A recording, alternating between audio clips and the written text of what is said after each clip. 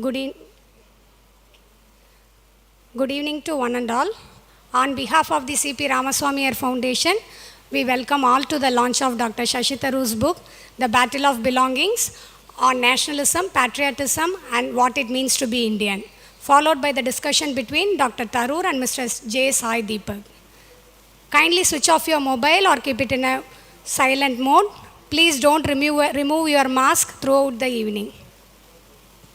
Thank you.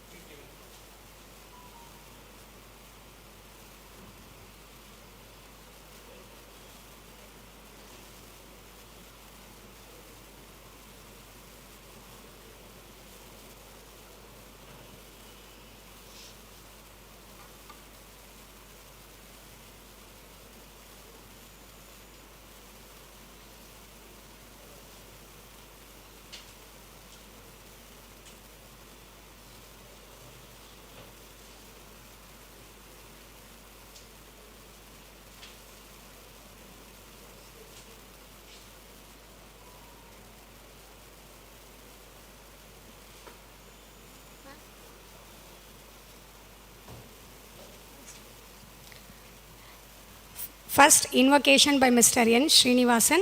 Please remain seated.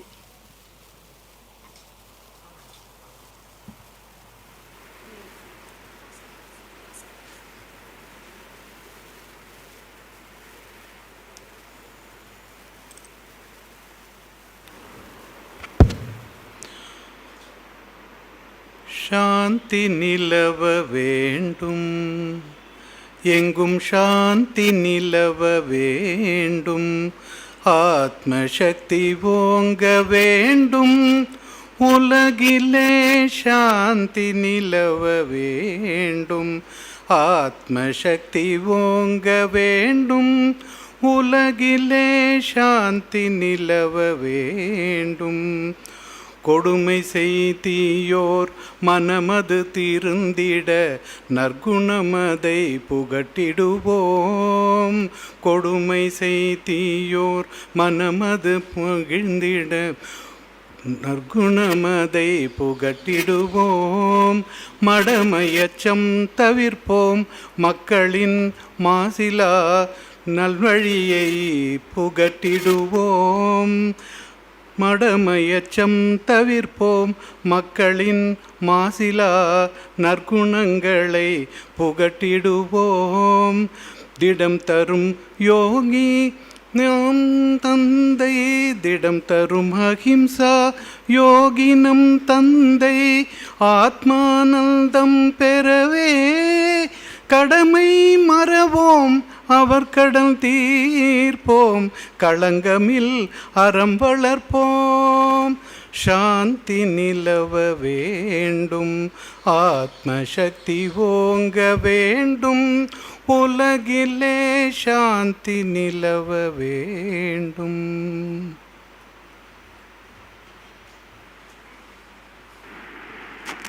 Thank you, sir.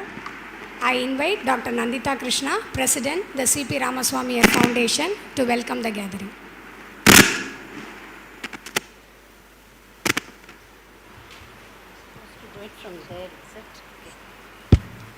Good evening, ladies and gentlemen.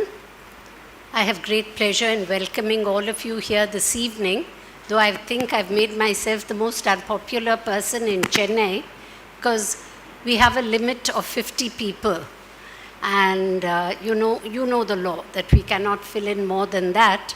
And so many people called, and I had to say no. So if any of your friends tell you that they refuse to give us a seat, an invitation, please tell them that we had no choice. You can see that we've crossed 50 already. I don't want to tell you the numbers because we've cheated a bit.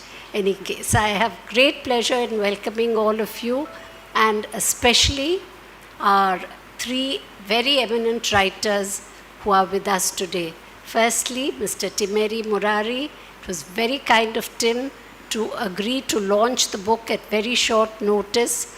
He is our star writer in Chennai, and I cannot think of a more appropriate person to launch the book. Dr. Shashi Tharoor is, of course, a well-known writer, author, politician, MP from Thiruvananthapuram. You'll hear more about him later. And he is like a little brother to me. We grew up together, literally grew up together. And somebody just said, she's probably the only person who can spank him even now. And your mother will love it, because she always tells me what all are the nasty things I should be telling you. So it's lovely to have you here, Shashi, though I'm very angry you're not staying with us this time. And Sai Deepak, I heard him speak several months ago, brilliant young lawyer. He spoke on the Shabarimala case, on the Padmanabhapuram temple case, and he's also an author. He's written a book, India That Is Bharat. And what is very interesting is that Shashi's book, The Battle of Belonging, and Sai Deepak's book, India That Is Bharat, are the antithesis of each other. So I think we are going to have a very interesting discussion, and I look forward to hearing I look forward to the whole evening. Thank you all for coming and being with us today. Thank you, ma'am. Now, Dr. Nandita Krishna will felicitate Mr. Timeri Murari, Dr. Shashi Tharoor, and Mr. J. Sai Deepak.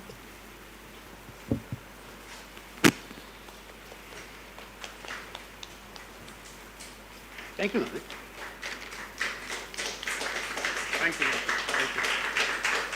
So much better than having a bouquet or something. So much better than massacring a few flowers. But I have done so when I come to your home. Mr. Timeri Murari is well known in the literary circle, especially in Chennai. Before I request him to launch the book, I would like to introduce him. Mr. Timeri Murari is an Indian novelist, journalist, playwright, and screenwriter. He is the author of 14 published novels, including bestsellers, The Taliban Cricket Club and Taj, and has written extensively for Indian and international newspapers, including The Guardian. He has also written the screenplay of the award-winning Hindi movie, Dhaira, which was voted on one of the 10 best films of 1997 by Time magazine. He adapted and directed it as a stage play, The Square Circle, at the Leicester Haymarket Theatre in 1999. Sir, I do not know whether you are aware that it was performed at the C.P. Ramaswamy Foundation under the direction of Aruna Ganesh Ram. His latest novel is Chanakya Returns. Mr. Murari has written 18 books which have been translated into several languages. 14 are works of fiction, including the bestsellers Taj, which has been translated into 25 languages, and the Taliban Cricket Club, translated into 9 languages. 2 of his novels, Field of Honor and 4 Steps from Paradise, are semi-biographical. He has also written a book for children, Children of the Enchanted Jungle. His travel history memoir, Empress of the Taj in Search of Mumtaz Mahal, was published in 2019. Mr. Murari has written 5 non-fiction books. 2 of these are memoirs, My Temporary Son and Limping to the Center of the World. Now I request Mr. Timeri Murari to launch the book. And then we each pick up a copy and hold it up for the photographers.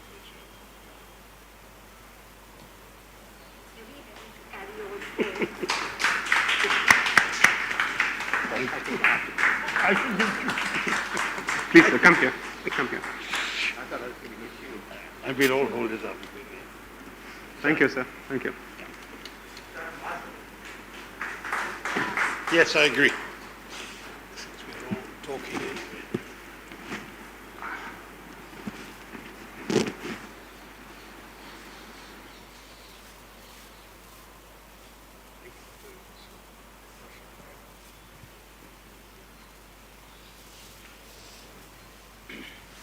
I invite Mr. Murari to say a few words. I was hoping I wouldn't have to say a few words, but the best I can do is to quote from the American writer Maya Angelou, that you will only be free when you realize that there is no belonging, no place and no belonging in life. So this is just to contradict Shashi a bit. So I don't want to delay this any longer because we all want to listen to Shashi rather than to me. So I'd like to leave the stage open to you guys. If Tiveri Murari believed in what he just said, he wouldn't be back here in Madras when he could be living abroad. So there is a place you belong to, sir. Thank you, sir. Now I hand over the mic to Dr. Nandita Krishna, who is the moderator of the book discussion between Dr. Tharoor and Mr. Sai Deepak. Over to you, ma'am. Dr. Shashi Tharoor is the best-selling author of over 20 books, both fiction and non-fiction, besides being a noted critic and columnist. His books include the path-breaking satire, The Great Indian Novel, which he based on the Mahabharata and adapted it to the India of the 70s, the classic India from Midnight to the Millennium, and the best-selling An Era of Darkness, The British Empire in India, for which he won the Ramnath Goenka Award for Excellence in Books Non-Fiction. He was a former Under Secretary General of the United Nations and a former Minister of State for Human Resource Development and Minister of State for External Affairs in the Government of India. In his third term, he is the longest-serving member of the Lok Sabha from Thiruvananthapuram. I think Kerala is more famous for changing its MPs and Especially MLAs. Thiruvananthapuram. Yeah, especially Thiruvananthapuram. So he is the longest-serving member from Thiruvananthapuram and chairs the Parliament's Standing Committee on Information and Technology, in which connection he is in Chennai today. He has won numerous literary awards, including the Sahitya Academy Award, Commonwealth Writers' Prize, and the Crossword Lifetime Achievement Award. He was honored as a New Age Politician of the Year by NDTV and with the Pravasi Bharatiya Samman, India's highest honor for overseas Indians. There are over 1 billion Indians alive today, but what defines an Indian? To answer this question, Shashi Tharoor's latest book, The Battle of Belonging, on nationalism, patriotism, and what it means to be Indian, explores various ideas of nationalism, patriotism, citizenship, and belonging. His discussions are excellent examples of political science. He discusses patriotism, liberalism, democracy, humanism, which emerged in the West in the 18th and 19th centuries and came to India with the British. He also explores India's constitution based on the ideas of leaders and thinkers like Gandhi, Nehru, Tagore, Ambedkar, Patel, Azad, and others. Dr. Tharoor is also known for being very anti-Hindutva. So he compares the constitution with the alternatives formulated by Hindutva ideologues. However, Shashi, neither ideologies nor constitutions are static. The very fact that there have been 105 amendments to the Constitution since 1950 means that it is a continuing, evolving process. The first amendments were instituted in 1951 itself. Even the ideas of socialism and secularism were inserted very late during the emergency in 1977, when many members of parliament were in jail. So these amendments were made without the opposition's presence. We are now in the 21st century. What is the India that young Indians want? So people vote for the politicians they want and the ideology they want. If we respect the democratic process, we have to accept that constitutions are not written in stone, and every 5 years a new government is voted in on ideas it propagates and which are obviously desired by the people. Firmly anchored in brilliant scholarship, yet passionately and fiercely argued, the battle of belonging seeks to define what it means to be a patriotic and nationalist Indian. To discuss the book with him, we have a brilliant young lawyer and an author himself, Sai Deepak, an engineer turned lawyer. I recently learned that he wanted to be an aeronautical engineer, became a mechanical engineer, and then a lawyer. Still high-flying though. Yeah. Practicing as an arguing counsel, primarily before the Supreme Court of India and the High Court of Delhi. A mechanical engineer from Anna University, he graduated with a degree in law from IIT Kharagpur's law school. He's been a part of several landmark matters, such as the ones relating to the Shabarimala Ayyappa temple, the Sri Padmanabha Swami temple, the Basmati geographical indications, and so on. In 2019, he was awarded the Young, some part is missing, sorry. The Young Alumni Achievers Award by his alma mater, IIT Kharagpur. He is a prolific writer on constitutional issues for leading newspapers and magazines. His latest book, India That is Bharat, Coloniality, Civilization, Constitution, is a part of the trilogy that explores the effect of colonialism on the Indian mind and is the antithesis of Dr. Tharoor's book. I look forward to this discussion by two brilliant minds on an issue which is troubling the Indian nation today. So, can I start by asking Dr. Tharoor, Shashi, to tell us what he had in mind when he started this book? Oh, that's right. Am I audible? Is the mic good enough to catch me in the back? But first of all, thank you, Nandita, for that very sweet introduction. Yes, I've known her since I was about 2.5 years old, so we go back an awful long way, and though spanking hasn't been too often on the agenda, sharp words have. And I do want to say that Nandita has been a very excellent foil, because our views differ on many things, but I have a lot of respect for her scholarship and erudition.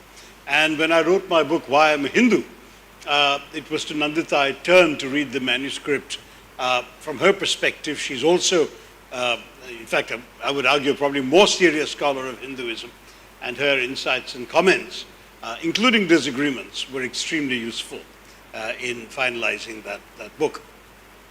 On Mr. Sai Deepak, I'm meeting him for the first time, and I'm embarrassed to say that I have not read his book, so he will be speaking about mine, and I will not be able to respond with knowing comments about his.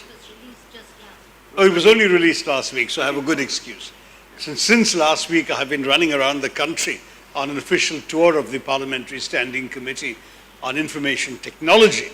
And we've been in Chennai since last night. In fact, this afternoon, we've just come from an excellent visit to the IIT Madras campus, where they are doing astonishing work on 5G technology with a test bed and evolving a wholly indigenous prototype. So I urge you to look forward to seeing more things coming out of your city that will plunge us into the second decade of the third decade of the 21st century, right in front of where things ought to be in the communication space. But anyway, that's one of the reasons why my mind hasn't been on the issues of this book, but rather on the future. But listening to Nandita talking about the book gave me, I think, the perfect launch, because when I wrote The Battle of Belonging, I actually intended initially to start off with a sort of personal meditation on nationalism. Many of you may be familiar with the 20th century's two most famous essays on nationalism, Rabindranath Tagore's towards the end of the First World War, and George Orwell's in the middle of the Second. And both of them were writing at a time when the world seemed to be riven apart by nations fighting each other, and they both wrote about nationalism with a certain degree of hostility, if not disdain. For Tagore, nationalism was a very poor substitute for humanity and for global humanism. For Orwell, nationalism was patriotism gone wrong. That is, that patriotism for him was admirable and nationalism was most emphatically not.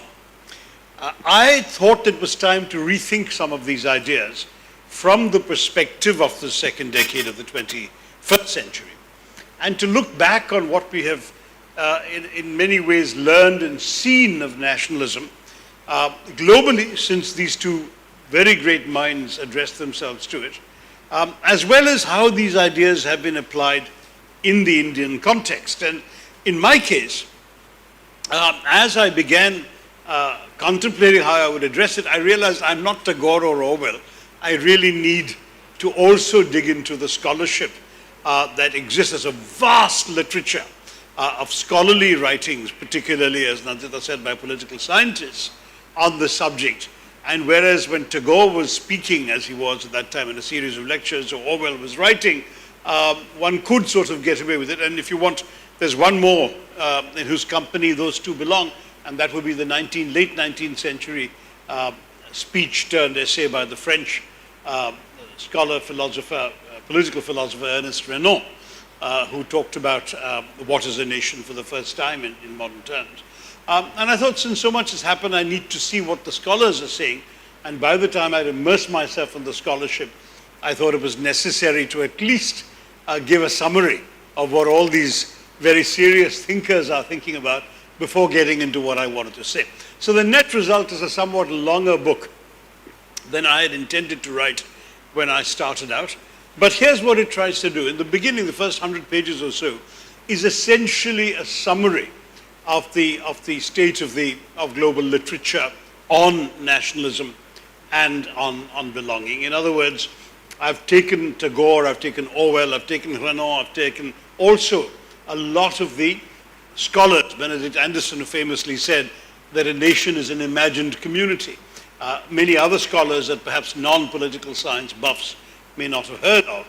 And they're all there, and through their research, analysis, writing, and historical examples, I've talked about what nationalism and what nationalism is, the various kinds of nationalism that exist in the world, and where we go with that. And I've also drawn my own distinction between nationalism and patriotism. I don't quite follow Tagore and Orwell exactly, because I think Tagore's faith in universal humanism is wonderful as a spiritual concept, not so useful as a political one today.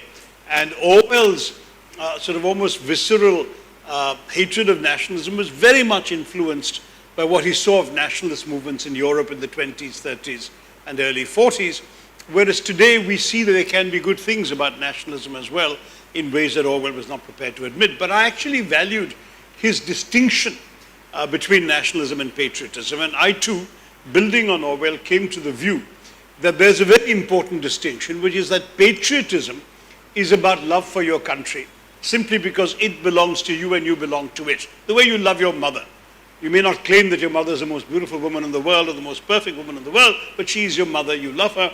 And the same way, a patriot loves their own country because it's theirs, and in a fairly uncritical way, you know.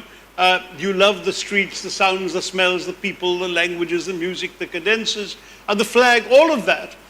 Even if to a stranger, there's nothing terribly appealing about all of these things, but to you, because it's yours, you love it. That's to my mind, patriotism. And the nationalist is caught up in an idea of his country that is wrapped up in the state.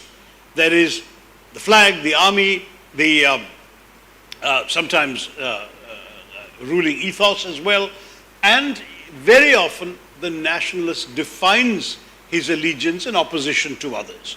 So that, as I write in a sentence in the book, though they seem fairly similar, a patriot is prepared to die for his country, whereas a nationalist is prepared to kill for his state. And this is, to my mind, a rather important difference.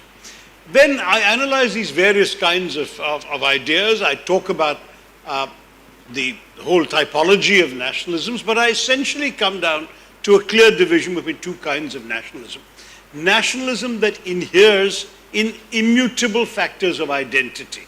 That is, nationalism that emerges from your birth, your blood, your religion, your language, the kind of nationalism, if you like, that arose in the 19th and the first half of the 20th century and that Orwell so despised, that kind of nationalism, which is a nationalism linked to identity and to perceptions of identity, versus what I describe as civic nationalism, which is a nationalism that is inherent. Sumati, do come. Member of Parliament from Chennai. She's a member of my committee and that's why she's late. Come.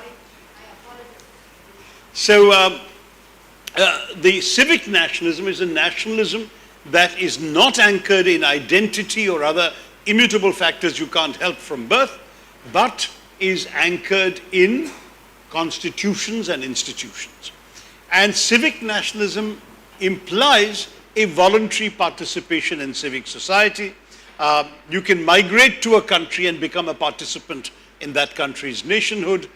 You can not belong to the majority faith or speak the majority language or any of those things, and you can still be a civic nationalist in a way that you are not permitted to be by the ethno-religious nationalism that is the alternative idea. Now with this I turn to the Indian experience. Our nationalism during the nationalist struggle was very much a classic anti-colonial nationalism. It was the Indians throwing out the foreign oppressors, and that obviously includes obvious classic elements of ethnicity, religion, all the differences we had with the Brits whom we wanted to throw out. But what was interesting was at the moment of independence, we were in the process of imagining our nation through a constituent assembly that after 2.5 hours of intense debate wrote the Constitution of India that enshrined a certain concept of Indian nationhood. Now what was very interesting for me was that our nationalist movement had ended in a sense, and Gandhiji would have said so, in failure with the partition of the country. What did the nationalist movement divide over? It did not divide over geography. It wasn't north versus south. It did not divide over ideology. It wasn't Marxist versus capitalist. It divided on one simple principle. Should religion be the determinant of our nationhood? And those who said that religion is what determined their identity, they left and formed a separate country for Muslims called Pakistan. But the remainder, starting from Mahatma Gandhi and embracing Nehru and Rajendra Prasad and Maulana Azad and Sardar Patel and Dr. Ambedkar, the whole lot of them, they all said, no, our freedom struggle has been for everyone. We will create a country for everyone. And in the Constituent Assembly, there were very interesting debates, even on this very principle. There was a chap who stood up and said, you know, now that Pakistan has been created as a country for Muslims, shouldn't we be a country for Hindus? And this was debated and thrashed out, and the overwhelming view was that ours should be a civic nationalism of equal rights. And this principle, which is enshrined in a number of articles of the Constitution, I'm sure Sai Deepak can give us the numbers, that assure you freedom of religion, freedom of worship, freedom of expression, freedom of even propagation of religion, and ultimately ensures the equality of all citizens, irrespective of their religion, their caste, their language, their region of birth, any of those elements. That is ultimately what India's constitution is all about. And to my mind, that was the idea of India. Not just the sort of mystical idea of India, the civilizational idea of India that I've written about and in my book, an Era of Darkness, which is very important. It's part of who we all are and what we emerge from. But that civilizational idea has now been entrenched in a legal constitution that prescribes certain rights, privileges, and duties to all of us. And that's what the Constitution, the civic nationalism that our Constitution has given us. Now, as Nandita was saying, there is an alternative idea to this. And then the 105 amendments don't make any difference because they haven't amended this basic concept, which is central to the Constitution. None of these elements, forget the basic structure doctrine, but none of these elements I've specified that essentially guarantee equality have been amended in those 105 amendments. So The Constitution stands for that sort of India. I know some people like pointing out that the word secular was interpolated only in 1976. But you can take the word secular out and the Constitution still remains a secular constitution because of all these other articles I've summarized. And therefore, the idea that you have no disability because of some immutable characteristic you were born with, that idea is central to my idea of India. Whereas the alternative idea of India is the one encapsulated in the slogan Hindi, Hindu, Hindustan, which we have heard for some time from the votaries of the Hindutva doctrine. And as I've explained, I've explained the ideology in greater detail in Why I'm a Hindu, but in this book, I've summarized some of their main thoughts, and essentially their arguments on the constitutional aspect were one of rejection. Essentially, Savarkar, who came up with the concept of Hindutva, Golwalkar, who was the longest serving head of the RSS and was its head at the time the Constitution was adopted, and subsequently Deen Dayal Upadhyay, who was the key political leader of the Hindutva movement until his untimely death in the late 60s. These three gentlemen said the same thing, which is that the Constitution in here has a fundamental flaw in it, and that flaw is it seems to assume that the nation of India is a territory called India, and the Constitution has been written for all the people on it. Wrong, they each said in their own words. Wrong. A nation is not a territory, it's a people, and the people of India are the Hindu people, and the Constitution should have been written only for a Hindu Rashtra. Now, this is a fundamentally incompatible idea with the idea enshrined in the Constitution. And this is where, in my book, I talk about where the two ideas diverge. There is some detail that I've gone into. There's also a lot of anecdotes and stories from my own personal life and experience, whether it's about ideas of nationhood coming from, for example, refugees. I talk about an Eritrean refugee I knew at the UN who'd become Swedish, and somewhat amusing, somewhat troubling episode involving him.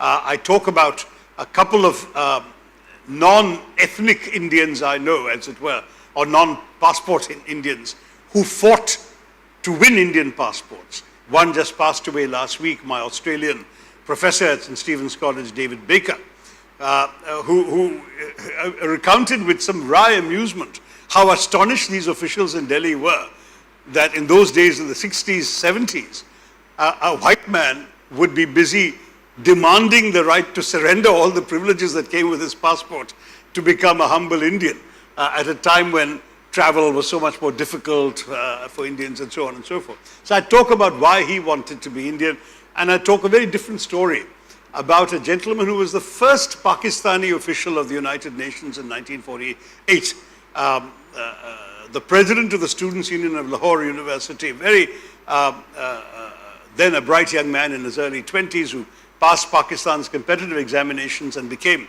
a UN official. And as he grew and worked in the UN and saw the various countries and nations at work, he realized that he profoundly, philosophically could not accept the two-nation theory. And he not only renounced his Pakistani nationhood, but insisted on applying for an Indian passport. Of course, Indian officialdom was duly suspicious. He had to wait about 30 years before he was finally accorded. And when he was, his batchmates, as it were all top civil servants in Pakistan. They completely disowned him, and he wasn't even allowed to go back to visit his parents' graves in Lahore and so on. So, but though it's a tragic story in the end, as you will read, it's another example of what is the idea. I mean, he was territorially from the part of Punjab that is in Pakistan. He was ethnically, or his family claimed to be of Mughal descent. But conceptually, philosophically, and in terms of the civic nationalism of India, that's where he felt he belonged. And it's a very interesting sort of story, and there are stories like this throughout. There's also a story of a Pakistani soldier who kills his own brother, or rather who orders the killing of his own brother, who is serving in the Indian Army. There's a true story from 1965. So if you read the book, you'll see that I do try and explore the issues that I've summarized for you, not just through the prism of theory, but also through anecdotes, stories, and experiences that illuminate the real human dilemmas that lie behind words like nationalism and patriotism and what they mean to all of us. So I'm sorry for this very lengthy answer to Nandita's question, but that's what the book is about. Okay. I think now the discussion begins. So, Sai Deepak, what would you like to say and what would you like to ask, Shashi? Am I audible? Am I audible? Yeah? Yeah, okay. You're holding it, I think, helps. Oh, okay. So, first of all, thank you, Dr. Krishna, for giving me an opportunity to share space with Dr. Tharoor, and congratulations on your book, sir. I've had the opportunity to go through it, at least the important portions of it. And as someone who typically doesn't use a pen to mark on a book, I was forced to do it this time because there are certain aspects that I came across. The one thing that I certainly agree with Dr. Krishna on is that for all practical purposes, my book is perhaps an inadvertent rebuttal of yours. And my book was released on August 13th. Last week was actually the Chennai release, so to speak. And the good thing that I've done, and this is not an attempt at self-edification, is that I have steered clear of all the Hindutva ideologues, so to speak, in building my case, which is that there is no reference to Savarkar whatsoever. There is no reference whatsoever to even Tagore or Gandhi or anybody else for that matter. And let me start with perhaps a factual correction. Kindly indulge me. Hindutva was not coined by Savarkar. Hindutva was coined by Chandranath Boshu in 1892 in his essay on Hindutva specifically. Long before Savarkar actually wrote on the subject, someone had already thought of it and had actually fleshed out its embodiment, so to speak, and Chandranath Boshu. Yes. So Hindutva, unfortunately or fortunately, is attributed to the mind of Savarkar when in fact it's not. So that's the first factual correction. Second, I wouldn't dare use the word criticism because I would be stepping into too large shoes. I wouldn't do that. But my own impression of your book is that perhaps it takes a truncated view of what people crudely dub as Hindu nationalism. I have addressed certain parts of that actually as part of my book. The idea is to place the current movement and the awakening of this particular society within the larger canvas of what global scholarship refers to as decoloniality, which is to basically say that post-colonial societies are trying to shed the baggage of post-colonialism and wear the lens of decoloniality to be able to re-access their past and not recreate their past, but to reinscribe certain values of the past in the institutions of the present and hopefully chart a more indigenous future. But it's not possible to completely create an indigenous future simply because it happens to be an integrated world. And that's the reality that you have to deal with and actively engage with. So the idea is to create perhaps a hybrid future which has a greater quotient of indigeneity as opposed to coloniality. Let me say this with as much humility as I can marshal at this point, that perhaps your previous book on the British colonial period, as well as this book, completely missed the scholarship of decoloniality because unfortunately, Bharat's experience with colonialism is being approached with a blinkered vision, and I'm making a reference to a general school of thought, and I'm not making this personal at all. Because the idea that Hindu nationalism is fundamentally exclusionist and comes to the detriment of and at the peril of religious minorities in this country is to impose the guilt as well as the framework of European nationalism on Bharatiya consciousness. And every mistake and every folly and every massacre or every genocide which was perpetrated in the name of European nationalism is somehow consciously and unconsciously sought to be transposed onto Bharatiya reawakening. I do not wish to call it Hindutva, I do not wish to call it, any Twa, so to speak. I will simply call it Bharatiya Dharmic Civilizational Reawakening, which is what it translates to. The problem is, unfortunately, whenever this discussion starts, we seem to be fixated with certain personalities, which is Savarkar, so on and so forth. I am happy to completely discard Savarkar and I'm sure this is going to get me a lot of hate mail, completely discard Savarkar to build a case for Hindu civilizationalism or Dharmic civilizationalism, because it is possible to do so. And the concept of Dharmic civilizationalism is much larger than any single individual. And to box it and lay it at the doors entirely of one particular person simply because he comes from an inconvenient political camp, so to speak, or espouses a certain cause that may not be politically correct, would be to do grave injustice to the society using one particular individual as the strawman of the argument. So therefore, it is my position, and I say this with all humility, that with due respect to Sri Savarkar and his contributions, because I've seen the tone as well as the manner in which you refer to him, I'm absolutely sure that it's not possible for us to glorify all parts of any individual. You would agree with that. Be it Mahatma Gandhi, or at least I refer to him as Mohandas Karamchand Gandhi. I choose not to refer to him as Mahatma Gandhi. Pardon me for saying so. Or for the matter, Dr. Ambedkar. I don't think there is a single individual, if you choose to start scrutinizing them, that you would find yourself agreeing with all parts of everything that they say.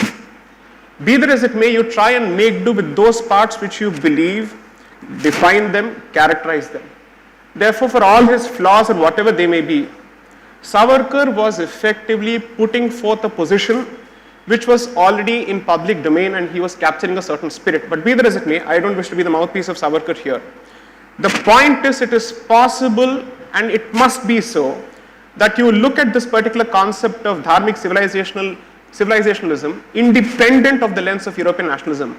Unfortunately, the moment this discussion starts, I think people start cherry picking certain facts, which is that the constitution is fundamentally antithetical to, or is it loggerheads with, the Hindutva vision of a Hindu Rashtra, so to speak. So perhaps you may want to look at the draft constitution that was presented by the Hindu Mahasabha, which actually promised equal rights to religious minorities. And the reason why this is important for us to point out is because, assuming for a moment that we did not have the concept of contemporary constitutionalism emanating from Europe, even then, Bharat as a civilization has always welcomed those people who are willing to live with us. We did not have a constitution when persecuted Parsis knocked at the doors of Bharat. We did not have a constitution when, let's say, the Jews from your state, so to speak, and even from the northeast, knocked at the doors of Bharat. So to attribute certain large-heartedness entirely to the constitution, I would say, is to protect the constitution at the expense of the civilization, which I think is grave injustice, grave injustice. I've never done that. I'll just finish my point. When you finish. So as far as I'm concerned, to assume that the constitution is somehow a civilizing tool which seeks to educate and civilize and, let's say, uplift a certain regressive society, which is at loggerheads with the value of constitutionalism, which doesn't know what is democracy, which doesn't know what it is to accommodate minorities, no. It is a product of the fundamental spirit of this particular land. And despite the horrors of partition, which we must never forget, despite the reality and tragedy of partition, which we must never forget, despite the reality of the two-nation theory, which was specifically foisted on us, which we must never forget, I think this country has done a vastly superior job of protecting its minorities than our former, let's say, estranged cousins, so to speak. And I think the proof of that lies in the fact. So it actually is very, very surprising when we are constantly told that this particular country, if it becomes a Hindu Rashtra, or if it becomes a Dharmic civilizational state, so to speak, is bound to become what you refer to in your book as the Hindu Pakistan. I'm sorry, I think that's grave injustice to the people of this country, because accommodation is something, an accommodation, not Western style assimilation. Accommodation has been the spirit of this country, because Western style assimilation requires you to convert to their way of life in one form or the other, either overtly or covertly, in order for you to be accepted as part of the particular society. It is this country that makes it possible for people to keep their culture alive in the most perhaps pristine form possible, so long as it does not come in the way of others. So I would actually make the case that Dharmic civilizationalism is what is crudely dubbed as Hindu nationalism. And as a student of constitutional law, not to claim specific expertise or drop names here, I believe that whenever public morality has been referred to in the Constituent Assembly debates, the reference has been to the reservoir of this country's public morality drawn from the vast ocean of dharma. And as far as I understand, the concept of dharma is native to this particular land, so to speak, and its culture. And there is one clarification or correction that I think is very, very important, that it's possible to simply reduce the so-called Indic reawakening, so to speak, as identity politics. It's possible to muddle it to the level of identity politics. In my humble opinion, that would be perhaps the most superficial way of looking at it. Because scholarship, psychology, political science, as well as students of history strike a very clear distinction between identity and consciousness, which is to say you can be a Hindu in name and still think like a foreigner, because your language and your accent and everything could be something that is completely alien to this land. So according to me, identity is less important and consciousness is more important, which is why if I had to choose between an Aurangzeb and Dara Shikoh, I would choose a Dara Shikoh simply because in consciousness, he was closer to the Hindu spirit, notwithstanding his identity. But Aurangzeb, for all practical purposes, his consciousness and identity were one and the same and completely antithetical to the nature of this land and its accommodative spirit. So that is the distinction. And the third point that I think needs to be made very, very clearly, because Savarkar's work, whether it is capable of being misinterpreted, misconstrued, or interpreted in the right manner, is not the touchstone of Indic Renaissance, because it is the typical strawman. One of the strawmans that's created is to basically say Hindutva is ethnocentric, it has a certain obsession with race, and therefore in its rejection of religious minorities, it is merely presenting another form of xenophobia. The fact of the matter is this land has accommodated several races, and not all of these races are necessarily native to what we understand as Bharat. They have come from several parts of the world, but have ultimately become part of this particular land simply because their way of life has managed to find a way of coexisting with us without actually having a fundamental principle which sees us as subhuman or dehuman. So anyone who is willing to let go of any particular tenet that has the effect of rendering me a second-class citizen or a second-class human being, forget citizen, is welcome in this particular country so long as he doesn't threaten to sever my roots to this particular land. So the idea which I'm trying to present is that dharmic civilizational reawakening is not a restatement or a sophisticated way of presenting xenophobia or ethnocentrism, because ethnocentrism and xenophobia are the legacies of European style nationalism, not Bharatiyata, so to speak. We have to be understood in terms of our ontology, epistemology and theology in that particular order, not in terms of anthropology. Anthropology is the obsession of the European Westerner, not of Bharatiyas. These clarifications are extremely important. I'll wait for his rebuttal and then I'll go to the next point. Shall I?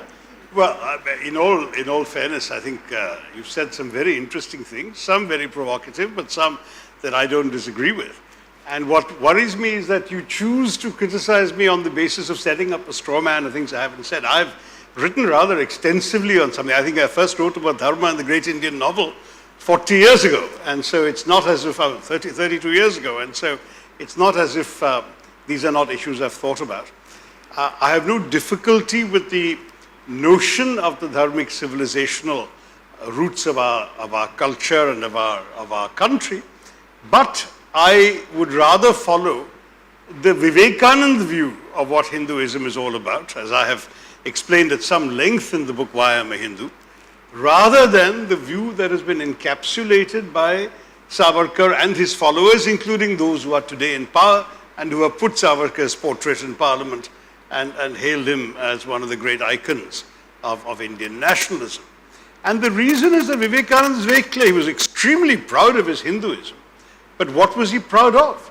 He celebrated precisely the inclusiveness of the faith. He said, for example, in Chicago, in that famous series of addresses to the World Parliament of Religions in 1893, he said, "I'm proud to speak to you on behalf of a faith that has taught the world not just tolerance but acceptance." It's a sentence I read in my teens and that stayed with me all my life, that I kept thinking about. And the more I thought about it, the more profound it struck me as being, because I went to school like most of us studying that tolerance was a good thing, that tolerance was something that you would, a tolerant king is a good king and so on. You learned that in history class. But in fact, tolerance is a basically patronizing idea. It essentially says, I have the truth, you are in error, but I will generously indulge you in your right to be wrong. That's all that tolerance says. Whereas acceptance, if you like the Vivekananda view, says, I believe I have the truth, you believe you have the truth, I will respect your truth, please respect my truth. And this, his description of what Hindu civilization and religion and dharma has taught him, is very much what it has taught me. And from that premise, then, I go to a very different conclusion from Sai Deepak's comments. I don't believe that a young Muslim boy being beaten up in the name of love jihad because he loves a Hindu girl is dharmic. I don't believe that a Dalit or three Dalits being whipped within an inch of their life with a belt because they were doing their job of skinning the carcass of a dead cow is dharmic. I don't believe that this poor young fellow, 2 days after his wedding in Bihar, being tied to a tree and essentially flogged to death while being demanded to chant Jai Shri Ram, I don't think that's dharmic. So when we talk in terms of inclusive dharmic civilization, then all I can say is that those forces that have been unleashed in our country in the name of this political philosophy, whatever you call it and whenever it originated, they unfortunately do not represent the virtues of our dharmic civilization as I have learned them from Vivekananda and from many others. I mean, he wasn't alone, and there were many, many interesting exponents of the faith in contemporary times who built on the work of great thinkers and sayers and scholars. I mean, Vivekananda is in a direct line of descent from Adi Shankara. Others have been inspired by many others in the Bhakti movement and so on. So we can go into a detailed discussion, but that's another book. And if you're interested, please read my book, The Hindu Way, or if you're interested in the politics of Hinduism versus Hindutva philosophically, then please read Why Am I Hindu? But having said all of that, let me come back to this book, which is what I was here to talk to you about. This book does not, in fact, as Sai Deepak seemed to allege, imply that the Constitution is all that we are, or that our civilization has reached its apogee in the Constitution. It's a pretty fine Constitution, highly admired by constitutionalists around the world, but obviously it is the end product of an entire historical evolution. And in our case, for millennia, I've forgotten in which book, but I have written that whereas the Italian nationalist Massimo Tapparelli d'Azeglio in the 19th century, when Italy was created out of a mosaic of principalities and statelets, rather famously said, we have created Italy, now all we need to do is create Italians. And I wrote that we never had an equivalent of such a thought in India's nationalism, because Nehru and all the others around them, if asked, would have said, India as a civilization, as an entity, as a land, as an idea, has always existed. We are merely giving contemporary expression to the longings of Indians. So there's never any need to create Indians. Indians existed. And in fact, in talking about it, I have argued in many of my writings, and it may even be in this book, that this is not particularly a Hindu idea, though I have great reverence for our dharma, because in fact, whereas as scholars like Diana Eck and so on have said that the territorial configuration of India was essentially sanctified by the endless tracks of pilgrimage from one Hindu shrine to another over literally centuries or even thousands of years, and that's perfectly fine. It's also true that the rest of the world saw us as one, and that, as Maulana Azad pointed out, an Indian Muslim going on the Hajj would be greeted by Arabs, whether he was a Tamil Muslim or a Pathan from the northwest, be greeted as a Hindi, because there was this notion of India or Hind as one coherent civilizational space. So my argument is that it is very, very much something that we can converge upon. Where I'm parting from what I've just heard is in my insistence that recognizing these civilizational values in legal constitutional form by ensuring the equality of all is indeed fundamental to civic nationalism, and is explicitly disavowed by many of the votaries of the kinds of doctrines that Sai Deepak is saying. Now, I must admit that since, like most others, I have also believed that the term Hindutva came with Savarkar's book, The Essentials of Hindutva in 1922, and I'm very happy to discover it's not the case. I have to admit that nobody today espousing Hindutva doctrine has put up any monuments to Chandranath Boshu, whereas Savarkar is very much hailed and recited and presented as the fount of those ideas. And the worry about, of course, Savarkar writing is that he was writing very much at a time when very similar ideas were flourishing in Europe, particularly Italy, Germany, and Portugal and Spain at that time, were caught up in very similar notions of ethnic nationalism. And it was no accident that Savarkar described Hindus as a race. He did not use the word religion, he used race because he was writing at a period when these ideas of racial purity were sweeping across Europe at the same time. So that, to my mind, discredited much of the origins of his ideas. But now that Sai Deepak tells me there's somebody else who has had a different understanding of Hindutva in the 1890s, I would be very happy to read him. If, on the other hand, if he has echoed a sort of Hindu-ness, a Hindutva, that speaks to the kind of Hinduism that Swami Vivekananda celebrated, then I have no quarrel with him, whereas I do have a strong quarrel with Savarkar as judged by his writings as well as by the content of his later political life.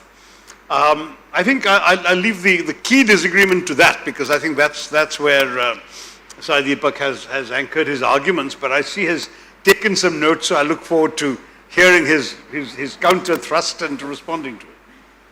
So, in the interest of time, am I audible? Yes. In the interest of time, I will stick to specific points made by Dr. Tharoor. First is that he believes that the Hindutva that he subscribes to, or the Hinduness that he subscribes to, is that of Swami Vivekananda. I'm actually happy you said that, because while Swami Vivekananda was happy to speak of universalism and universal brotherhood from the podium of the Parliament of Religions in Chicago, he was very, very clear that universalism cannot come at the expense of pixelation of history, and certainly specific disagreements, theological disagreements, which resulted in constant practice of exactly this value called toleration, this civilizing, condescending virtue called toleration, which was resulting in the proselytization of Indians en masse. So much so that at least in two of his works, I'm sure you're aware of it, sir, where he specifically refers to his encounter with a Christian missionary on a ship either back to or from India, where a Christian missionary was constantly spewing venom against the religion of Satan, which is Hinduism. Swami Vivekananda, despite his belief in universal brotherhood, was forced to catch the Christian missionary by the scruff of his collar and threaten him with throwing him overboard. If I may say so, that according to me is Hindutva, or Hindu resistance in action, which is to say, I am more than happy to accommodate all your points of view, provided you first stop spewing venom against me in the name of your scripture. So the very same Swami Vivekananda, I am so happy that you've actually cited him, also went on to identify in, let's say, book after book after book, in fact in several tomes, the history of invasions from the 8th century at least until the 16th century. And this is something that he has never pixelated.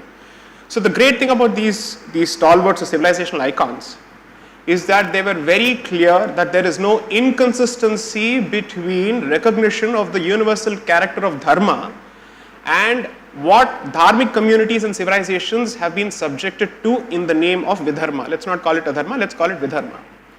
This is something that is starkly missing, and that's exactly what I've pointed in my book, which is to say that there is a filter called coloniality or colonial consciousness, which actively prevents this particular country, and specifically the majority of this country, from accessing specific aspects of its past and putting it in deep slumber in the name of secularism. Because just as you have a problem with, let's say, the concept of tolerance, so to speak, European history, and I'm absolutely sure you're aware of this, is specifically clear about the Christian origins and Christian nature of secularism itself.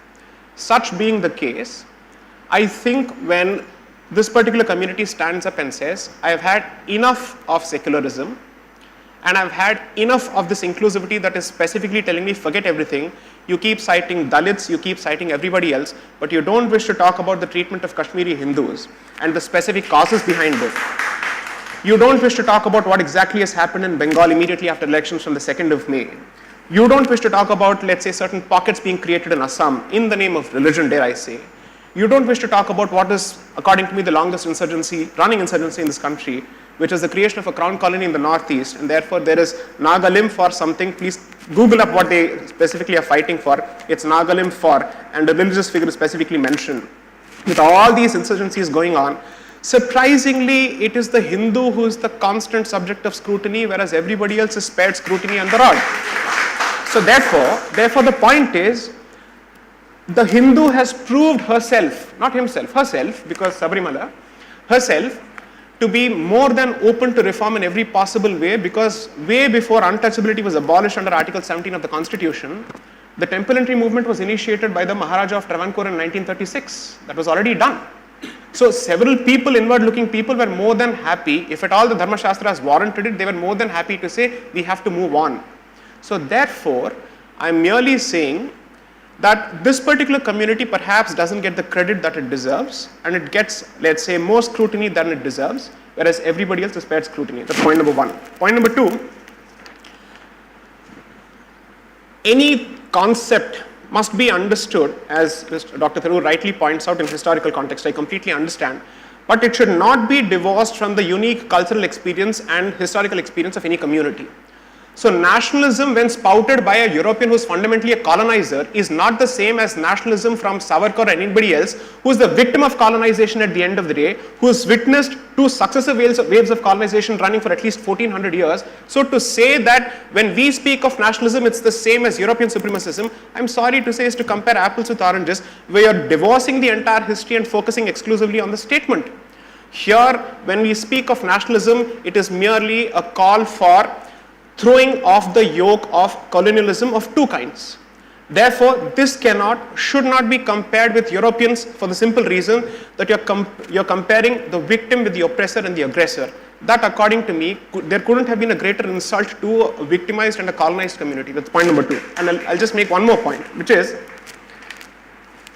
Constitution. Of course, it's a fine document, it's a great document, it must be worshipped. Yes, I get all of that. But the point is, Dr. Ambedkar, after having crafted this constitution, during the Nehruvian dispensation, rues the fact that he actually created this constitution because he was seeing it distorted under the Nehruvian dispensation, and he says very clearly that I regret the day that I was given this particular task of having to draft this particular document, because now I realize that a terrible piece of document can be used for the betterment of the people in the hands of good people, but a fantastic piece of document and legal document can be completely misused in the hands of scoundrels.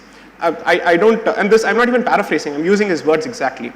So therefore, the fact of the matter is, the chairman of the drafting committee of the Constitution regretted having to live during his lifetime to see the Constitution and its values being completely thrown to the winds. That's point number three. And the last point that I think is extremely important is the reference to Diana Eck, her book called India, a Sacred Geography. Surprisingly, when she refers to India, a Sacred Geography, she chooses not to refer to it as Bharat. She still focuses on India, which is exactly why I decided to call my book India, that is Bharat, because Article 1 speaks of India, that is Bharat. Unfortunately, Bharat has been effectively relegated to the margins, whereas India is currently surviving at the expense of Bharat.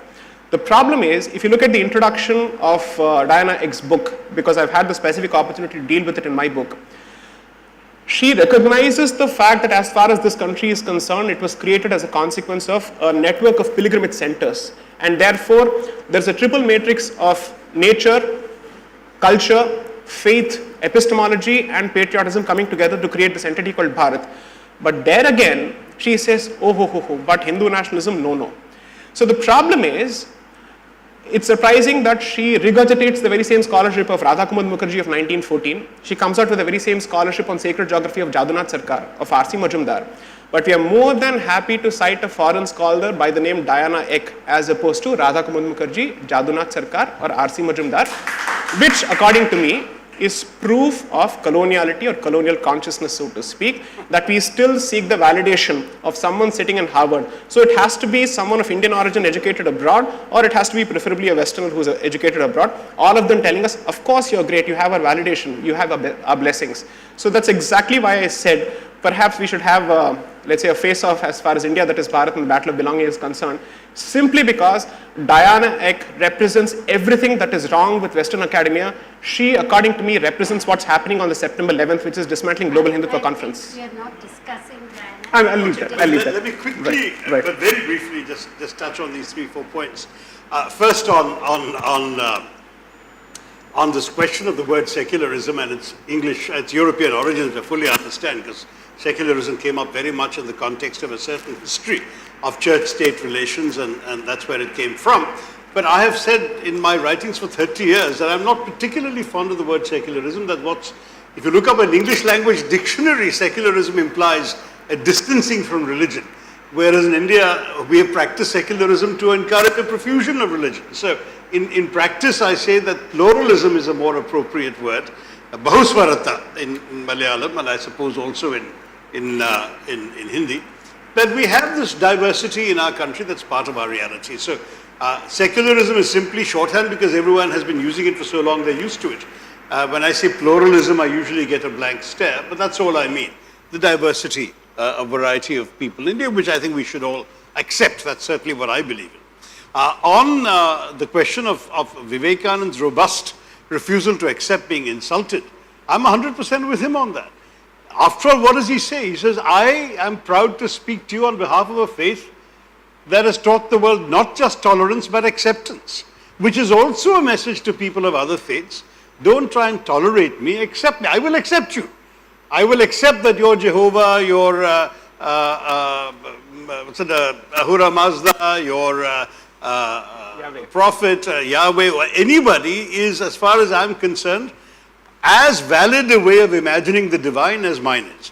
He loved quoting the Shiva Mahimna Stotram, which essentially says that as various rivers, some crooked, some straight, flow down various mountainsides and end up in the same sea, so also all ways of worship will end up in the same divine. That fundamental idea that Vivekananda made, I would argue, the bedrock of his preaching, and I'm proud to say I've probably read every word the man ever spoke in print, that appeared in print, including obscure speeches in Lahore and here and there.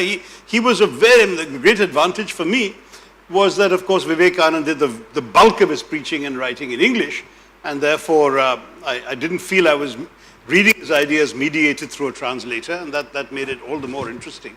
But in any case, his ideas were very, very clear, and I have no problem with standing totally and resolutely behind my support for him, because he was not an unself-critical Hindu. Unlike these gentlemen of the day today, or not so gentlemen, who are, in my view, giving my Hinduism and Vivekananda's Hinduism a bad name through their conduct. He was somebody who, for example, he once said, it may astonish you today, 120 years later, he said, I've been wandering through the villages of India as a sadhu seeking alms, but how much better it would be if people like me, if other sadhus would go from village to village teaching science and mathematics. It's so much more useful for India than the spiritual quest in which we're embarked. This is Vivekananda. And I think sometimes we don't recognize that there's been this very healthy reformist inquiring quest within those who are amongst the greatest votaries of Hinduism. So an uncritical defense of every kind of bad behavior that is currently being taken out in the name of Hindutva, and particularly the whataboutery that says we have done bad things, but those guys have also done bad things, to my mind is not the idea. As far as I'm concerned, our duty as Indians is to reform ourselves. And if you want to really bring it down to religion, then as a Hindu, I believe that I would have every entitlement to judge my fellow Hindus when they fall short of the dharmic standards that I've been brought up with. But it's not my place to tell a Muslim how to be a good Muslim or a Christian how to be a good Christian. I can tell them under the Constitution how to be a good citizen, and what of their conduct is not acceptable to me as an Indian citizen. But as a Hindu, my business is only with my fellow Hindus, and if that's the prism through which you want to see the debate, I will continue to criticize Hindus when they misbehave. And I think that those are the three main points. But broadly speaking, let me stress, there has to be some common ground between these views, because ultimately the Constitution is what it is. And we even have the principal votary of Hindutva ideology today, the Prime Minister himself, saying the Constitution is his holy book. So there is a level of acceptance. I've actually asked Mr. Mohan Bhagwat whether he stood by his predecessor's rejection of the Constitution. And he said, look, those were the days when the Constitution was being debated by everybody. I'm not bound by what was said in the 1950s. And if that's truly where he stands, I respect him for that. And he says, okay, he will, his movement will work within the parameters of our Constitution. That's already a very useful meeting ground and a very useful basis on which the government and the opposition should be able to proceed. But I think it's important to recognize that the nation we celebrate has to be an inclusive one, has to be one where nobody is judged by the faith they practice, but by the content of their character, by the behavior that they indulge in, and by the values they stand for. And disagreement within those parameters is entirely acceptable in a diverse democracy. As I've said many years ago, the thing about India that I celebrate, and I said this to foreign audiences, is that in a country like ours, with all the diversities we have, you don't really need to agree all the time, so long as you agree on the ground rules of how you will disagree. To me, those ground rules are the rules established in the Constitution. That's the civic nationalism that I celebrate. And within those rules, we can happily disagree, provided those fundamental rights are not challenged. That a Muslim is not told that somehow he is less legitimate a participant in the national conversation because his gods are found in a country other than this holy land of India. That, to my mind, is not acceptable. To me, from my reading of my faith, my civilization, and my country's history. I think I'll leave it there, but I invite you all to read the book, engage with it, and see for yourself whether the arguments I've made are even partly persuasive. I recognize that many of you are attracted to another point of view, but I think it's important to bear in mind that these ideas are ideas that have come as a product of a somewhat long period of reflection, reading, and immersion in these ideas. They're not offered without thought, so I hope I can offer them to you for further thought, reading, and reflection. Thank you very much, Nandita, for today. Thank you. Before I open it up for questions from the audience, I'd like to ask you one thing. How did you choose this cover? Oh! It's a very violent cover. Could you covers are chosen switch off your mobiles? Covers are chosen by publishers more in terms of what attracts attention in a bookshop than more than anything else.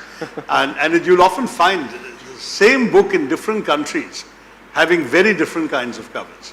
And names, and names do change. A couple of my books have yeah. So my book, An Era of Darkness, about the British colonial empire here, the British edition is called Inglorious Empire, which is much more in your face.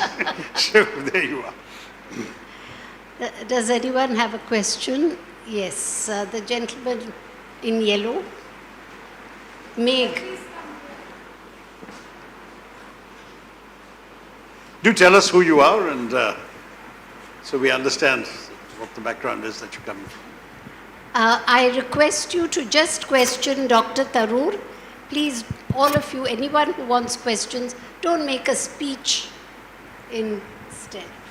My name is Meg Kalyanasudaram. I'm director of. My name is Meg Kalyanasudaram. Hi. And I'm the director of Indica Classical Library. Indica? Indica Classical Library. Wonderful. We specialize in ancient Indian texts. Yes. Right. Is this congratulations. Similar to the Murthy Classical Library and so on? A response to it. I see. So it's different texts, not the same one. Yes, a different set of texts. And congratulations on your book. Thank you. My questions follow from a reflection. I've read the book fully. It follows from a reflection of section 27 in the book, which is got to do with Kashmir. I have a printout of the political map of India, 10th edition, which was published in 2020 and which is on the Survey of India. And the Constitution 51AC reads, and I quote, "It shall be the duty of every citizen of India to uphold and protect the sovereignty, unity, and integrity of India." So my question is, do you endorse the political map of India published in 2020 unequivocally?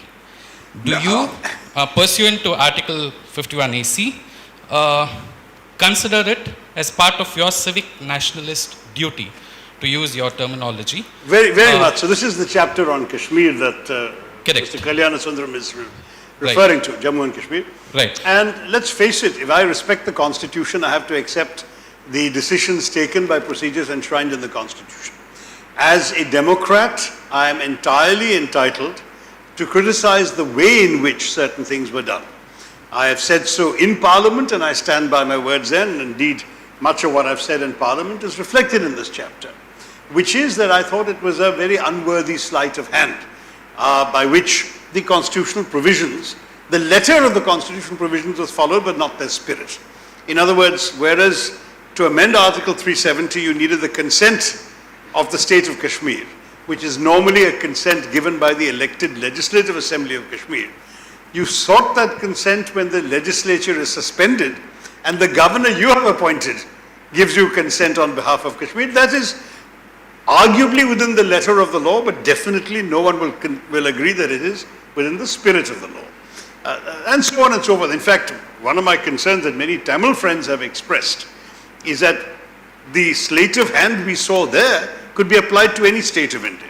Strictly speaking, all you need to do is declare President's rule, kick out the elected assembly even for say 3 months, and then change any sort of provisions relating to that state under the same techniques used to get rid of Article 370. But as for Article 370 itself, I said at the time, and I stand by it, that even those who came up with the provision, including Jawaharlal Nehru, never implied it was a permanent provision. In fact, they specifically listed it as a temporary provision of the Constitution. But the idea was that it would be changed only with the consent of the Kashmiri people as manifested through the elected assembly. And instead we have changed it essentially by unilateral fiat, while I concede holding to the letter of the Constitution. But I've been to Kashmir as recently as a few days ago. I've had a number of conversations with people there.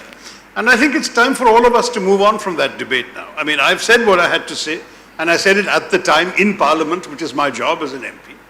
But today, I would be much more inclined to focus on integrating the Kashmiri people, their hearts and minds better into that territorial map you're so proud of.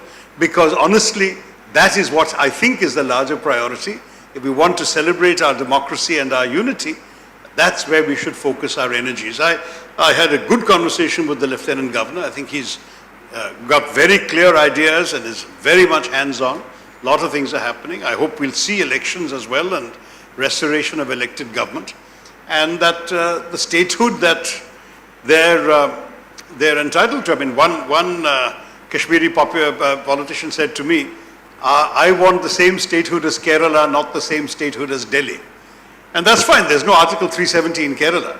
And as I say, don't focus only on the territorial issue. Let's start giving them every reason to celebrate being part of that territorial map. Great. So I take it that you endorse the map completely. Yeah, I mean, Yeah. it's been passed Thank by you. the Parliament, signed by the President, it's now part of the Constitution the way it is. Thank you. Thank you, Dr. Tharoor. But again, don't forget that even the Home Minister said the Union Territory status is not meant to be permanent.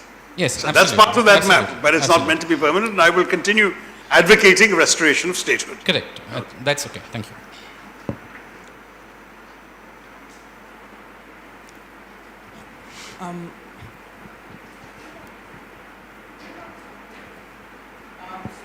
No, you need the mic because it's being broadcast on YouTube and Zoom, so they won't hear you without the mic. I'm Srijit Sai.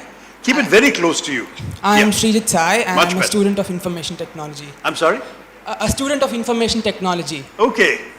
So on the 23rd last month, you referred to as the Malabar Hindu genocide as a false memory. What about this is a false As a? memory? False memory. No, I mean, I think what I said was, historians have written reams about all of this. There are multiple views. There are at least 3 different interpretations I can identify about what happened in the so-called Mapla rebellion and so on. There is if you like, the leftist view that it was essentially a class struggle between oppressed peasants and oppressive landlords and the colonial power. It so happened that the oppressed peasants were overwhelmingly Muslim and the oppressive landlords overwhelmingly Hindu, and that's why the communal coloring. That's one view. There is indeed the view of what you call the Hindu genocide, which sees it very much through the prism of the assaults on Hindus that took place. So that also took place in the later part of the rebellion. The initial rebellion did not have a communal coloring, but I'll concede that aspects of it did gain that. There's also a third view, which points to the complexity of going with either the first or the second view. First of all, the geographical differences. In different parts of Malabar, you had different experiences. There are anecdotes after anecdotes of Muslim sheltering Hindus and Hindu sheltering Muslims and so on. It was not a straightforward, as we've seen frankly in the riots that sadly have benighted our country even in the last 30 years, there have been human beings reaching out across the communal divide, and it was not one of this kind of unquestioning identification with the religious community. And that there was also no doubt about the anti-colonial aspects of many of the stands taken. And therefore, because of the complexity of all this, to reduce these three, as I said, at least three, because there are others. I think the Hindu, or one of the papers, I think it was the Hindu, had a rather lengthy article, perhaps in the Kerala edition, that gave all the multiple possibilities. I said that it would be unwise to go for any one of them. Yes, it is a false memory to reduce all of this to just one interpretation. And I think that in many ways, one of the interesting things about history is that you can read multiple accounts of the same events and come to your own conclusions depending on the prism through which you see them. And I will be amongst the first to admit that no one view is necessarily superior to another, but that definitely the duty of the historian is to dig up as much material as available and put it out there, and that after all history writing is subjective. I concede my attack on British colonialism omitted certain good things the British did, or at least that they feel that they were good things that they did, though I don't believe they did them for us. That's another matter. The truth is that in looking at the vast amount of information out there, you select the points and facts that suit a particular narrative, and that's what I think those who take either just the peasants versus landlords view or just the Hindu versus Muslim view are also doing. I think the story is much more complex than either of those narratives. I respectfully disagree with you, but... Yeah, sure. But that's the point about history. We can disagree. And you can give me footnoted facts for your interpretation, and I can find the same for you. On this question, I'd like to weigh in. It's important because I would not be doing justice to my own position on this particular subject if I didn't speak up on the subject.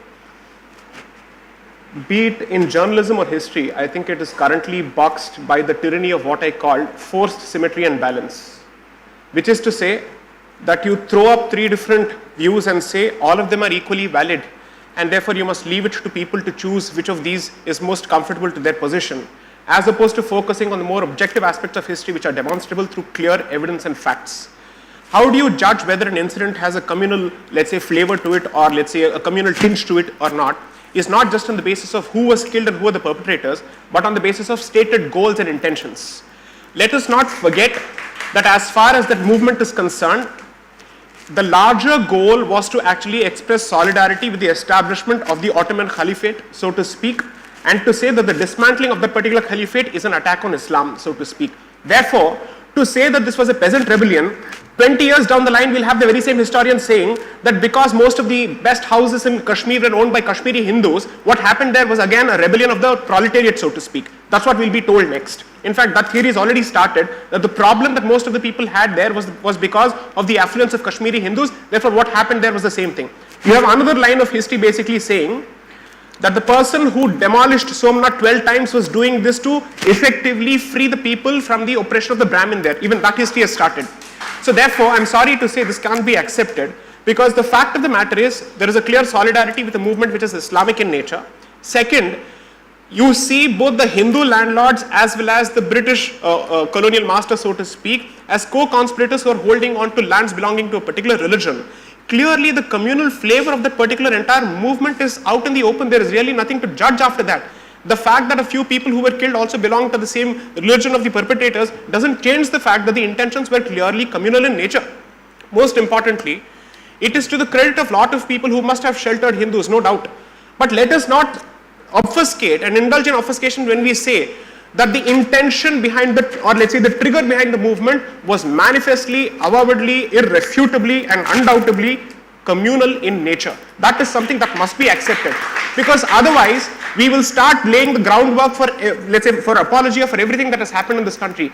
I mean, if we are absolutely clear about what happened in 2002 in another part of the country, giving it a religious flavor, why is it that we are so hell-bent on whitewashing everything else? I think the only competitor here, I'm sorry, the only competitor here is Asian Paints or Nerolac. They're doing a better job of whitewashing facts. This incident is not even mentioned in this book, so this honestly has nothing to do with the book launch we're doing today.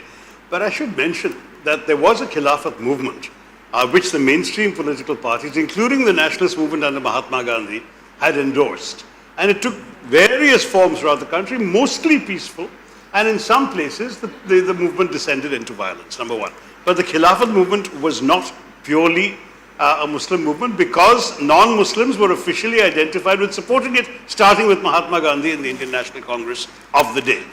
Secondly, if you read, for example, there's a letter published in the Hindu in Madras by the man whom the Hindutva movement today loves to demonize, Varim Kunat Muhammad Haji, who was the man who was then finally caught, arrested and executed by the British, and who is demonized today as this communal slayer, and who in his lifetime wrote to the Hindu and insisted they publish it and threatened the Hindu with violence if they didn't publish it, saying that as far as he was concerned, there was nothing communal about agitation. There were Hindus fighting on his side, and that people of any faith would be welcome to take refuge in his lands, which at that point were not under British control, and that he was essentially there to fight against colonial oppression.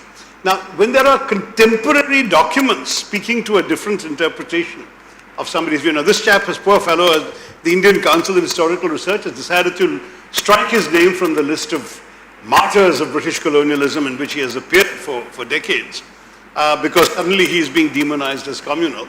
I despair, because this is the fellow's own words that you're talking about that are being disregarded in favor of somebody else's demonization of his role in this rebellion. But as I say, none of this has anything to do with my book, or indeed with the notion of nationalism. Neither him nor those who extol him today have turned out to be anti-national or have left India for Pakistan or anything like that. So let's stay where we are on the battle of belonging. They all belong. Okay. Perhaps Dr. Ambedkar has said a lot on this particular subject. You must read on this. I think we'll take one question there.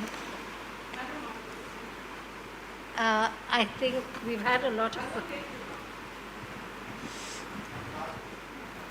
But do confine yourself, if you don't mind, to the issues in this book. Please don't go off the subject like this. Mopla rebellion has nothing to do with this book. Thank you, Dr. Krishna. My name is Vijay. I run the India Pride project, where we're bringing back... I beg your pardon, the India? I'm the founder of the India Pride project, where we bring back stolen murtis back, and I know it's a cause that both Sai and you are very close with, because you've written... Bringing our objects and artifacts. I'm the guy who's bringing back all the idols back. Excellent, yes. So now, my question... I've actually tweeted in support of this cause. I didn't realize it was... the chap who had contacted me about it is based in Singapore. Anurag Saxena. Anurag Saxena. So Both of them work together. You work together with Anurag. Very good. So my I'm a strong question- supporter of what you've tried to Thank do. you. A book on the subject. Okay. Okay, Vijay, let's My go. question to you, But sir, again, no idols in this book, I'm afraid. So. my question to you is, since 1977 to 2000, which is covered under the CAG report of 2013, India brought back only 19 murtis, and you've been very passionate talking about colonial loot. And then from 2000 to 2012, India brought back 0. And now we're looking at about 53. And you know the extent and the scale of this loot. And since you so passionately believe in this cause, why do you think nothing was done for the last 40 years on this in terms of legislation, in terms of effort? Not just talking about colonial loot, but also contemporary stealing of our murtis. And I place this question to Sai Deepak as well as the politician who's in Tamil Nadu. Today, the regulation under which heritage crimes are being prosecuted in this land is under Section 370 of IPC, which is actually housebreaking theft, which carries a maximum penalty of 6 years. And in my state of Tamil Nadu, I am an Indian passport holder. I moved back to India. There is a special amendment passed in 1993, which is reducing theft from temples to 3 years. That means if somebody robs a house in Tamil Nadu, it's 6 years. robs a temple in 3 years, it's half. I would request both of you as members of parliament and also constitutional experts. I'm not a member of parliament, at least yet. Okay. The august audience, please rectify. Help us with proper regulation on heritage crimes so that No, we in can fact, bring our back more. legislation, I somewhat despair about this because we actually have a domestic law which has been upheld by all governments since, including, astonishingly, the present government through its Advocate General in the High Court of Delhi, which says essentially that any objects purloined before 1972 are not our business and they are legitimately taken by whoever was the power of the past. I find that astonishing. And I have publicly called for that Doctor, I to will be... correct that because we have successfully brought back the Nalanda Buddha, for example. Sorry, you successfully brought back the... The Nalanda Buddha that was stolen in 1962 from a dealer in London. And it's just that because you are part of the UN as well, the UN statute. The UNESCO Convention is more sympathetic to us than the Indian law. Exactly. We need to But fight when, it. for example, the famous case came up on the Kohinoor, this was the argument advanced by the present government's Advocate the General. Kohinoor is just a stone to me. Our murtis are priceless. So for me, I would like your support in not just going after writing about loot. We will need your support in Parliament to stop the any way the dilution system of works, act. only the government can essentially introduce a law that's debated and passed. Private members' bills are the equivalent of writing an op-ed in a newspaper. You will get that idea on the record and you will do it in a form that is of a draft law. But it is almost never discussed or debated. So in a typical session, you may have 250 such private members' bills introduced, of which 1 or 2 may be discussed and none are passed. That's the real problem. So you are ruling for 3 So what I'm sessions as suggesting well. is, if you can work with me on an ideal draft law, I'm quite prepared to introduce it as a private member's bill, but more useful would be for me to take that draft and go and see my friends in the government and say, look, why don't you adopt this? Thank you. But it's up to the government to introduce a bill on this matter. And I must say that, judging by what Sai Deepak has said, I'm sure he has his own influence with people in the government who are able to bring a law to them. But I think you need legislation to make this possible. Give us a draft of the elements you'd like to see in a law. I can enlist lawyers to write it up. But we need something that we can then take to the government and say, why can't you introduce this? I think that's a very good idea, Vijay. You know, if you can draft a law. Okay, the last question, okay.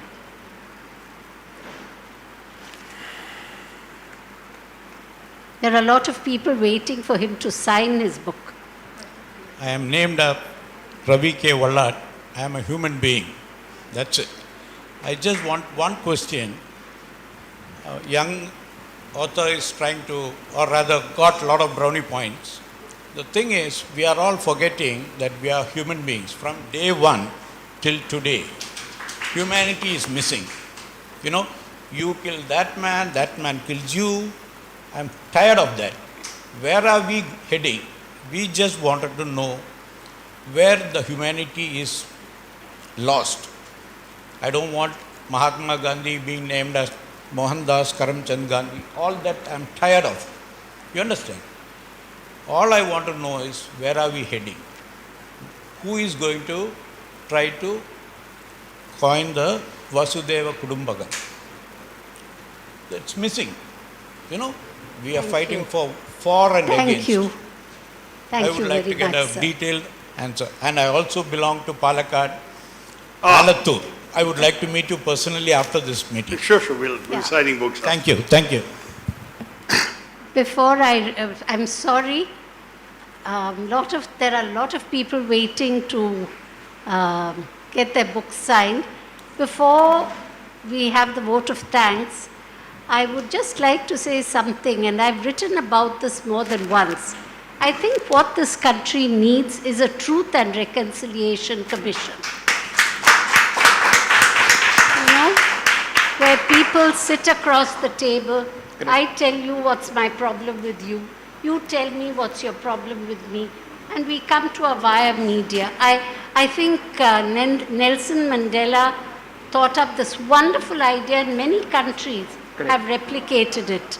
I don't know why But India cannot. The South African Truth and Reconciliation Commission related to misdeeds within the lifetime of those complaining. Yeah. Our problem is with those who are trying to undo the injustices of 500 years ago and 1,000 years ago. Continuing injustices. But, Continuing Shashi, injustices.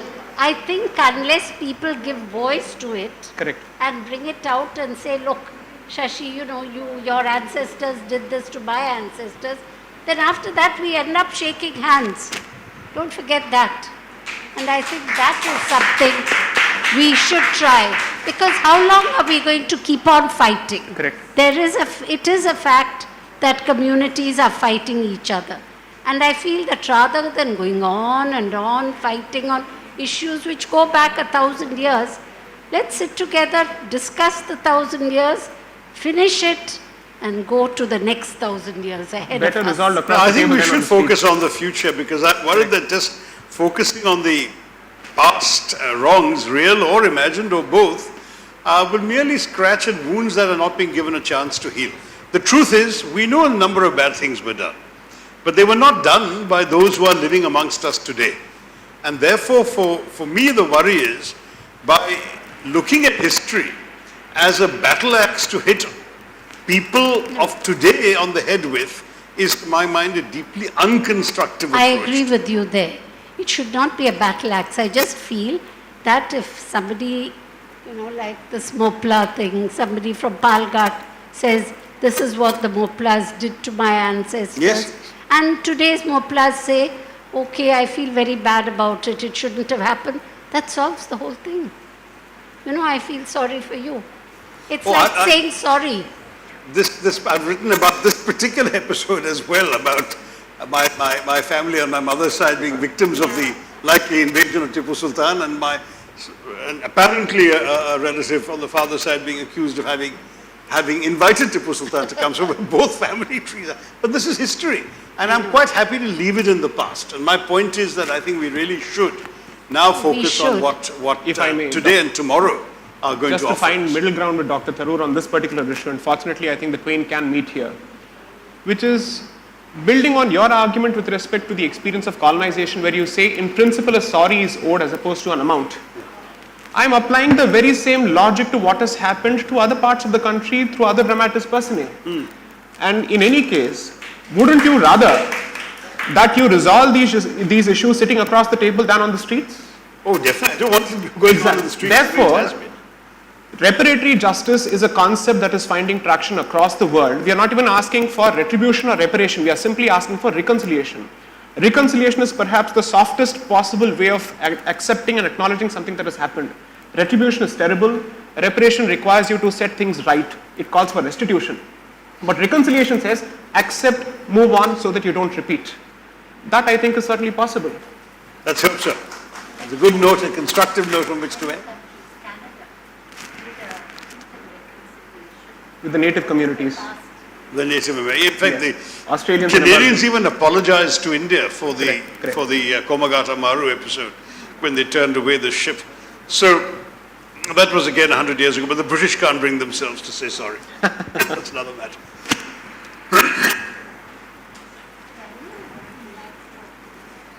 Thank you, ma'am. Actually, we don't want to end this discussion, but what to do, time constraint is there. Now I invite Dr. G.J. Sudhagar, Professor Emeritus, C.P. Ramaswamy Iyer Institute of Indological Research, to deliver the vote of thanks. Let me assure all of you there will be a very brief vote of thanks. And so that those of you who want to get autographs from Dr. Shashi Tharoor, please hold on for a few minutes. It's truly my honor and privilege to propose this vote of thanks on behalf of the C.P. Ramaswamy Foundation. I'd like to thank all of you for being here, a very distinguished audience. And Dr. Shashi Tharoor, I would be stating the obvious if I say that we have a celebrity in our midst. And this is perhaps the third vote of thanks that I'm giving to Dr. Shashi Tharoor from the same platform. He's truly an intellectual. And this book is perhaps a felt need. Quite a lot of, you call them westernized or modernized elite of this country, were quite confused. So surely, sir, this was a felt need of the country. especially the intellectuals in the country who follow things, the contemporary affairs very seriously. So I would like to thank you on behalf of all of them. It's truly a contribution to the literature on nationalism. And there's an evolving debate. As an academician, I see this as an evolving debate. The debate continues. And Mr. J. Sai Deepak, I have the first time I'm seeing. Somebody from Delhi was talking about you, a good friend of mine, a very senior professor of the Delhi University. A brilliant mind. I can see a brilliant mind. Surely, all of us have to think what Mr. Sai Deepak has talked about. There are several points I'm sure many of us would like to agree. But then, I learned as a young postgraduate student that there's something called agree to disagree. See, all of us, I think all of us believe in democracy. Surely, all of us here believe in democracy. So I think we move ahead, this kind of debate and discussion. Mr. Timeri and Murari, sir, I've had the pleasure of seeing you at the Madras Book Club several times. And I entirely agree with Dr. Nandita Krishna that a very distinguished author like Mr. Murari released this book. I would also like to thank Dr. Nandita Krishna, who's the host of this whole program, because I think there's a very hallowed platform, the C.P. Ramaswamy Iyer Foundation. Several international conferences and national level seminars and intellectuals all over the country and even abroad have taken part. But this discussion is going to add to that. It raises further the kind of status, not only in the city of Chennai, but to this whole intellectual discussion. I'd like to thank the staff of the college, the staff of the institution, who are so dependable and so efficient, all the members of the staff of the foundation, and the very distinguished audience here. And if the members of the press and media are here, we would also like to thank all of them. Thank you all. Thank you very much. Of course, my dear. But you must read it. I know you haven't done that. Really?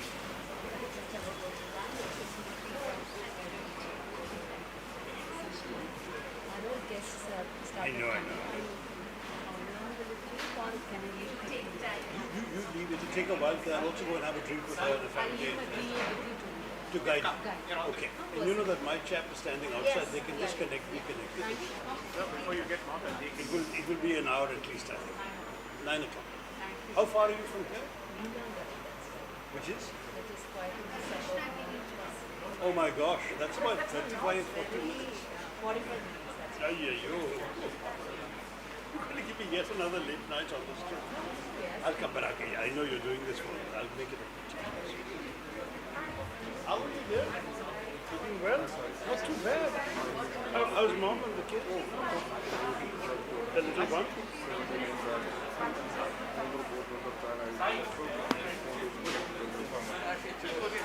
I'm sorry. Yes, of course. Both. And is it for both of you, or particularly for me? You both, Tim and Maureen. Yes, thank you. So I hope you autographed it. I would love nice looking cup. Tomorrow. The only free evening was this evening. That's why I gave it to Nandi. It turned out not to be free because Sumati has also organized a dinner for the MP. Since it's an MP delegation.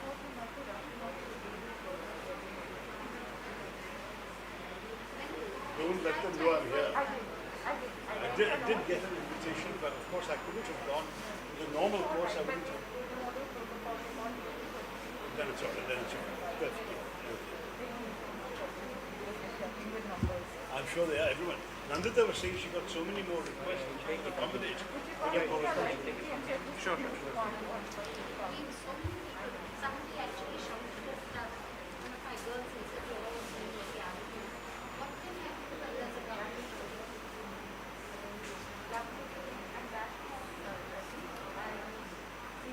Of course, and lots of love at home.